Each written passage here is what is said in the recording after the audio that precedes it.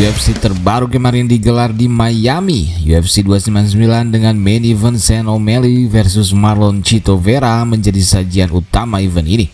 Namun tentu saja bukan hanya pertarungan mereka yang sangat menarik, pertarungan lainnya pun di main card juga sangat menggairahkan. Ada sang mantan juara bantamweight Peter Yan yang akan menghadapi rising star baru asal China Song Yadong. Dilanjutkan top roster welterweight Gilbert Burns yang kembali melawan rising star Jack Della Maddalena.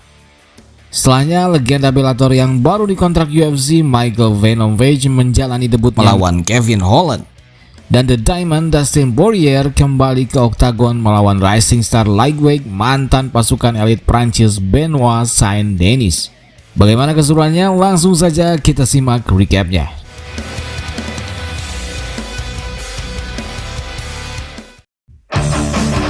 Kita mulai dari mantan juara Peter Yan versus Song Yadong. Pertarungan mereka berlangsung amat sangat seru dan sengit. Di ronde pertama, Song cukup sukses dengan mendaratkan banyak pukulan, bahkan bisa men-takedown Peter Yan. Determinasi Song Yadong sangat merepotkan Peter Yan di ronde pertama. Namun di ronde kedua, pengalaman Peter Yan mulai berperan dan menjadi pembeda. Ia berhasil menemukan ritme terbaiknya dan mendaratkan pukulan-pukulan berat dan men-takedown Song.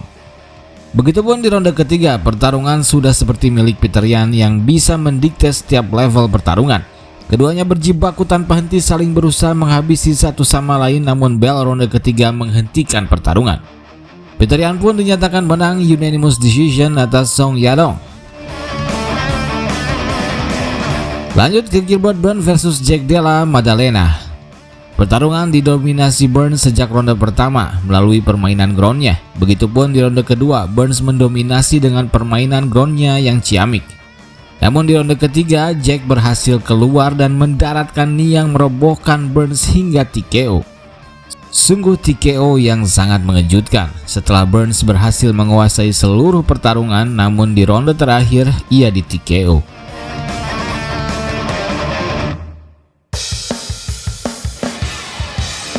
Lanjut ke debut legenda Bellator Michael Venom Page versus Kevin Holland. Ronde pertama, Michael sudah memberikan beberapa signature move-nya. Kevin Lee meredam dan membalas serangan-serangan unik Michael. Namun di ronde ini Kevin sudah cukup kerepotan. Di ronde kedua, Kevin bisa men-takedown Michael Venom. Ia melakukan submission attempt dan memberinya ground and pound. Michael berhasil bangkit bahkan men-knockdown Kevin.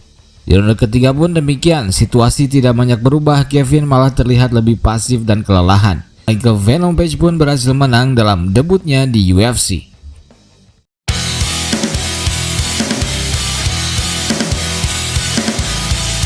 Di pertarungan selanjutnya ada co-main event 5 ronde antara Dustin The Diamond Poirier versus Benoit Saint-Denis. Di ronde pertama, Saint-Denis benar-benar merepotkan Dustin dengan ground game-nya. Ia terus-menerus menghajar, bahkan hampir bisa mengunci Dustin di ground.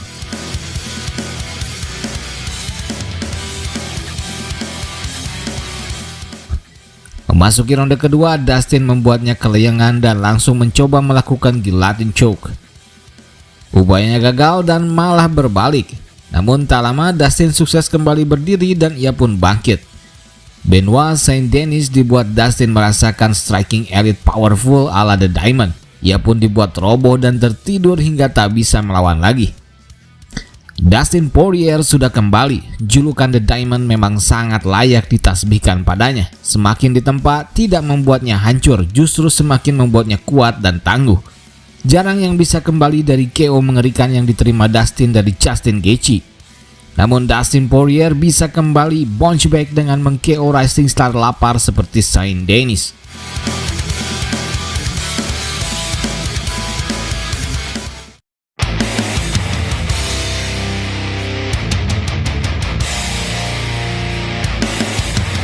Kita lanjut ke main fight di event ini. Title fight bantamweight antara sang raja baru yang akan mempertahankan gelarnya melawan musuh lama yang pernah mengalahkannya Marlon Chito Vera.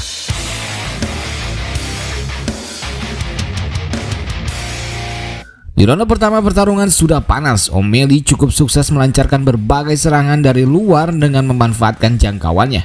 Chito cukup kewalahan. Begitupun di ronde kedua, ia tak bisa masuk dan menemukan kenyamanan untuk menyerang O'Malley. Di ronde ketiga pun demikian, O'Malley meng-outclass striking Chito. Chito tak bisa beranjak dari permainan O'Malley, seolah-olah hanya jadi samsak hidup. Footworknya sama sekali tak berjalan, ia hanya menunggu di luar dan jadi target empuk O'Malley. Ia terlalu merespek power O'Malley secara berlebihan. Barulah di ronde keempat Chito mulai berani masuk dan menyerang habis-habisan. Ia mulai mau berani mengambil resiko untuk di KO O'Malley dan menciptakan kekacauan. Dan kekacauan inilah yang membuat serangan-serangannya pun mulai bisa masuk dan merepotkan O'Malley. Chito pun mulai menemukan kesuksesannya di ronde keempat ini. Dan di ronde kelima, Chito mulai meledakkan semuanya. Namun O'Malley tetap bisa meng-outstrike-nya dan lagi semuanya sudah terlambat. Ia sudah benar-benar kalah dan hancur. Hanya durabilitas di luar batasnya lah yang membuatnya tidak kalah KO. Knee yang super keras dan pukulan-pukulan super telak dan on point O'Malley mampu dimakan mentah-mentah oleh Chito Vera. Jika bukan Chito, mungkin pertarungan sudah terhenti lebih awal. O'Malley sukses besar membuktikan kelasnya sebagai juara baru bantamweight. Ia menegaskan legitimasinya sebagai juara bantamweight UFC. Namun tentu saja masih ada yang kurang dari pencapaiannya di bantamweight. Ia belum mengalahkan semua top contender, tapi ia malah menantang Ilia Topuria pada oktagon interviewnya. Sudah seharusnya ia melawan Merab Dvalishvili, ranking 1 kontender divisi ini, setelah sempat mengabaikannya dengan menantang Chito Vera yang ada di ranking 5. Sangat tak masuk akal jika ia ingin langsung menantang juara divisi lain. Ia belum menyelesaikan urusannya di divisinya sendiri.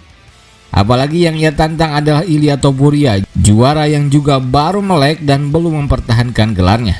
Bagaimana menurut kalian UFC 299 tadi? Tulis saja pendapat kalian di kolom komentar. Berikut kami juga tampilkan hasil UFC 299 selengkapnya. Sakti, itulah istilah khas yang tersemat pada nama beliau. Benarkah demikian? Percaya tidak percaya, namun memang nyatanya kemampuan, kecerdasan, keilmuan, dan harisma beliau tidak seperti manusia pada umumnya. Kesaktian apa saja yang dimiliki Bung Karno yang menjadi legenda dan misteri? Langsung saja kita bahas.